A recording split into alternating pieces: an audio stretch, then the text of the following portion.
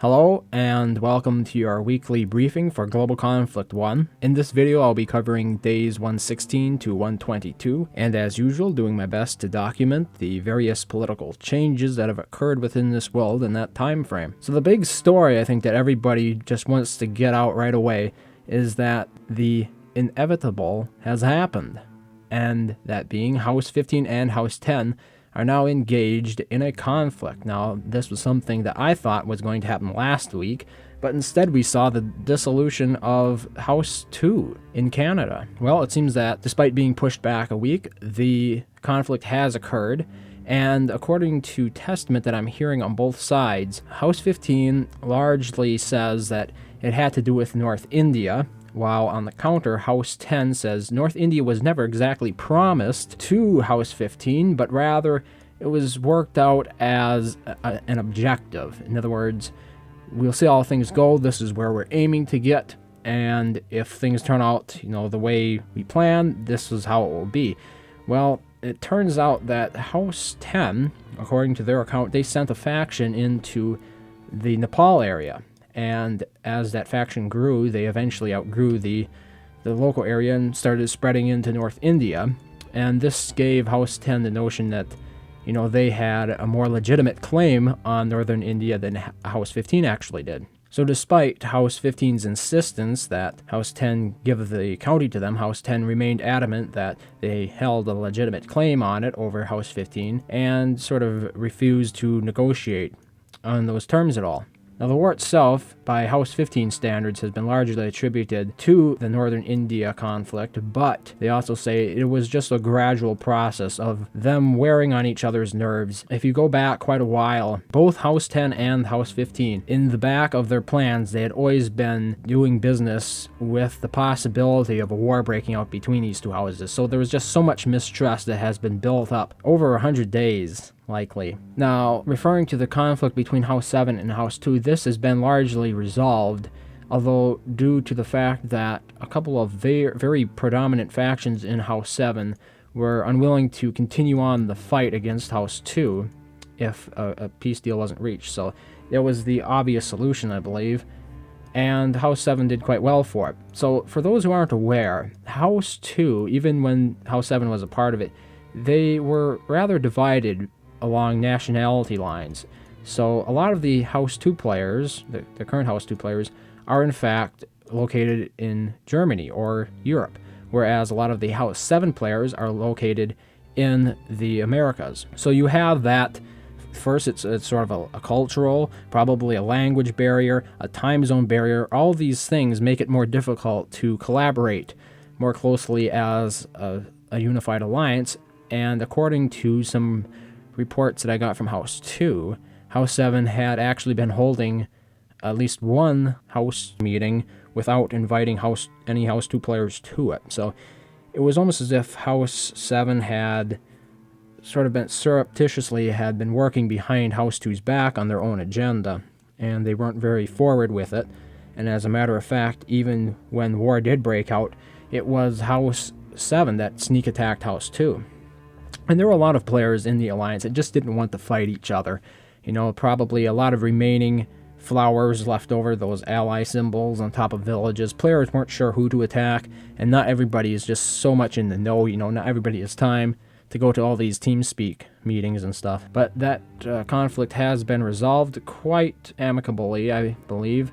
But the two houses are very likely not going to get back together. There is a lot of mistrust still between them that may dissolve over time, but for the moment at least, it is very unlikely that we'll ever see a House 2 and House 7 alliance again.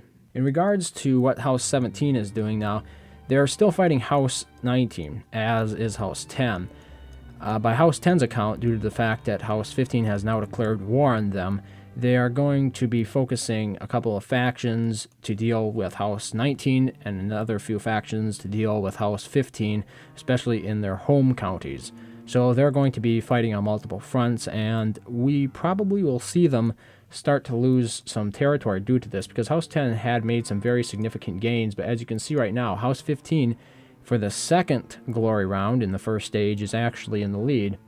and I was going to take a look here at the houses. Now, going by points, House 15 is in the lead, but, I mean, that's not very indicative of relative fighter skill, more farmer skill, but it could mean that a lot more House 15 players or House 15 players have a lot more faith points to spend on this war. They have a lot more resources because they have been farming up. That is how these players are getting more points. So it could be that they are in a better economic position than House 10 is currently, especially since they sort of had a bit of a hiatus from war after making peace with House 19. So yeah, that's 2 weeks of extra faith point generation, extra village building, army restocking, especially in vassals. That could give them a significant advantage against House 10, especially since House 19 is still fighting House 10. Now, how House 17 comes into all this, House 17 has been quite vocal in their support of House 10. If there's anybody that House 17 supports as another outside alliance, it would be House 10. However, I haven't heard that they're actually going to be supporting House 10 against House 15. They haven't declared war on House 15 yet, but they'll still be working with House 10 against House 19, for sure. And, that brings us pretty much down to House 6 in India. So what has been going on with House 9 is a faction, and I'm not exactly sure what house they were in before this, if any, has sort of made a splash in the pond, and that is the Made in Poland faction, commonly abbreviated as MIP. I recently heard this discussed quite in depth, and you can see there are a lot of good players in here. They are a very pro House 19 faction from what I'm hearing, but they caused a splash over here in and about the parts of Thailand and Myanmar. And in the past week, you may have noticed that both of these countries had flipped from House 6 to neutral. Well, it turns out that this single faction, Made in Poland, MIP, had actually declared war on House 6. Now, I'm not sure of the reasoning behind this, but they were successful in their conquest of at least these two countries right here, Thailand and Myanmar. And after that war was resolved, they have since made peace with House 6. They joined House 9. Now, this brings in some interesting implications that I've heard bantered about House 9 and how they will be worked into the alliance. Will they side with House 15 in this? And the answer is MIP pulls some power. They are a good faction. And if House 15 is fighting House 10, as is House 19, there's a certain comradeship. They're going to be working together there. And House 9 might actually be brought in on that side. I'd say at this time, it's more likely that if House 9, who has been farming now for over a month, actually enters into a war in the near future against any of the big alliance members, they would side on the side of House 15, due to not only the fact that they have sort of a bad history in the past with House 10, but also the fact that a lot of their faction members are sympathetic towards House 15. If you remember, House 9 even had a House 15 House Marshal appointed a couple months back. So they have a history of working well with House 15 and being enemies with House 10. So, if the winds blow that way, I would imagine that would be my prediction, is that House 9 goes the way of House 15. But it'll be interesting to see nonetheless.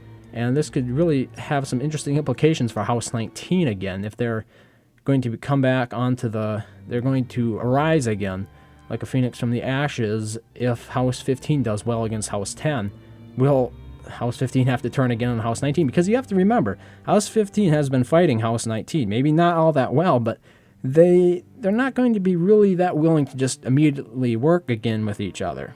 There is probably going to be a certain level of distrust, because each knows that they are only allies as long as they have a common enemy. And the minute that enemy starts to crumble, much like it did with House 10 and House 15 against House 19, that alliance is likely gone. So you got to keep watching your back when you're in such opportunistic alliances. So I think I've covered pretty much all of the news, so let's jump right into the house alliances and what has changed. So House 1 is still fighting against House 15 as far as I'm aware, as are they fighting against House 3. House 2 is currently at peace as far as I'm aware after making the peace deal with House 7. House 3 is, yes, fighting against House 1.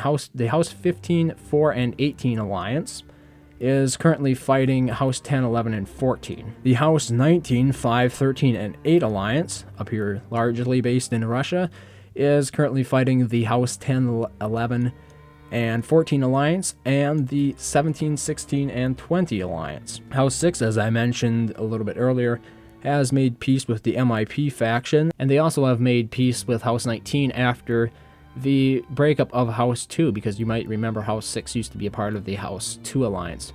House 7, of course, has made peace with House 2, so they are currently, as far as I'm aware, at a peace state with the world. House 9, they did accept the MIP faction, but the MIP faction had made peace with House 6 before actually being accepted in, as far as I'm aware.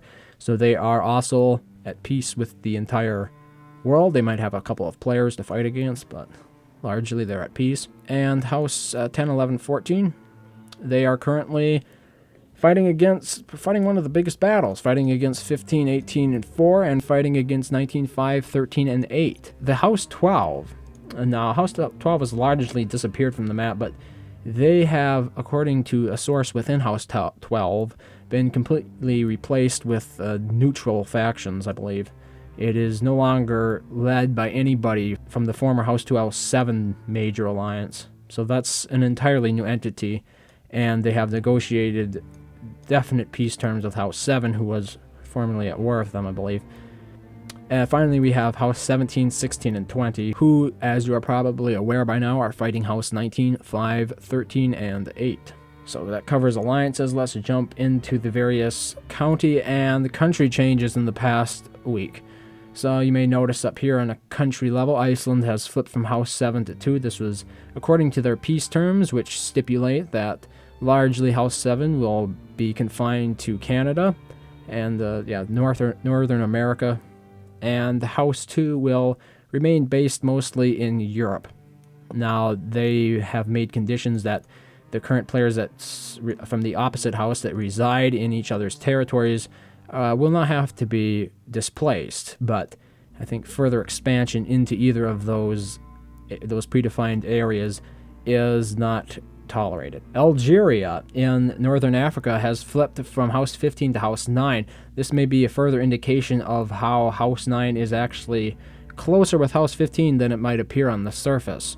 India has flipped from House 6 to House 20. You may notice the entire continent of it, which is really not all that unexpected given that House 6 is now sort of fractured off as their own little house. So, bigger alliances are more likely to swoop in and claim that power vacuum. And finally, on a country level, that I've noticed anyway, Turkey has flipped from House 18 to House 15.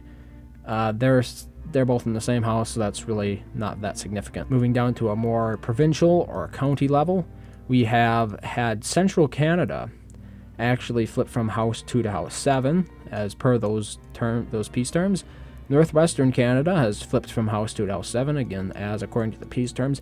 A rather recent development, but Northern Mexico has flipped from House 15 to House 9. Once again, maybe a large indicator that House 9 is working much closer with 15 than we know on the surface. Moving over a bit to Europe, we have Southern Urals flipping from House 10 to House 15. I'm not sure if this actually occurred before war was declared or if it was down to fair voting, because it looks like House 15 definitely controls the majority of parishes in that county. Georgia, the very small country of Georgia, has flipped from House 1 to House 15, probably not all that surprising, after the turkey shoot that was put in place by the Vengeful. You might recall last week I reported on this, and he actually got back to me and sort of clarified maybe a small mistake that I made. According to his account, he didn't actually offer Codebreaker any crowns to go after House 1, although they welcomed any and all House 9 players to, get in on the fun. So again, we have evidence of House 15 working with House 9, don't we? So getting back to where we were, yes, Southern Urals was flipped from House 10 to House 15. Georgia flipped from House 1 to House 15. Uzbekistan has flipped from House 19 to House 5. It's a friendly takeover. Central India has flipped from neutral to House 6. The very small country of Bhutan has flipped from neutral to House 9, likely again because of the MIP faction joining House 9. Myanmar has flipped from neutral to House 9, again, the MIP faction. Thailand has flipped from neutral to House 9. While this is getting repetitive, it's once again the MIP faction that's responsible for this. Southeastern China has flipped from House 14 to House 19. House 14 is a part of House 10, so obviously they are still fighting House 19. Central East China has been flipped from House 5 to neutral, interestingly enough. I'm not sure if this is due to invasion or actual in-house rearrangement. North Korea has flipped from House 17 to House 15. Zambia in Southern Africa has flipped from House 10 to House 19. Cameroon has flipped from House 17 to House 15. This is another province that has changed hands from 17 to 15 in the span of a week. South Sudan has flipped from neutral to House 9. I'm not exactly sure what has been going on there. UAE has flipped from House 15 to neutral. And finally, Papua has flipped from House 19 to House 17. I do hope I pronounced that right. So that has been a very long and in-depth and quite eventful episode. So I do hope you enjoyed it and you learned something interesting or important. As always, I'm open to your feedback, and if anybody has any sources or they would like to become a source, do mail me in game. I am always available, but I will probably not be responding until later at the end of the week, because that's when I start prepping for this report. So if you don't hear back from me right away, don't think I ignored you. I'm busy right now in the island warfare world a little bit. I'm doing another build log. But I do appreciate you, everybody who got in contact with me and kept me informed. You make this possible. I just want you to know that, because if I don't have any sources, it's very difficult to actually do a report like this, since I'm not active in the world. And even if I was, I probably wouldn't be able to get the same sort of unbiased news, because people don't want to necessarily talk from somebody who they're fighting against. It helps to be an independent source in this world that people can go to, and I would hope that I'm seen as unbiased. House 15 and I have had a thing in the past, but it's mostly just been with one or two players, and all water under the bridge, in my opinion. But anyway, I do appreciate you, and thank you very much for listening, as always, and I hope to see you next week. Strong.